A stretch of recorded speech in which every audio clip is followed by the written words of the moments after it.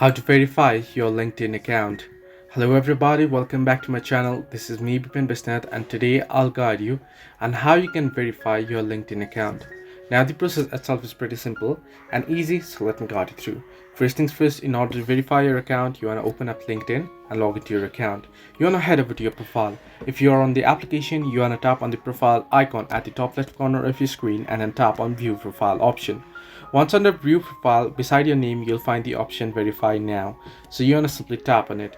Now, here, you can first choose your method.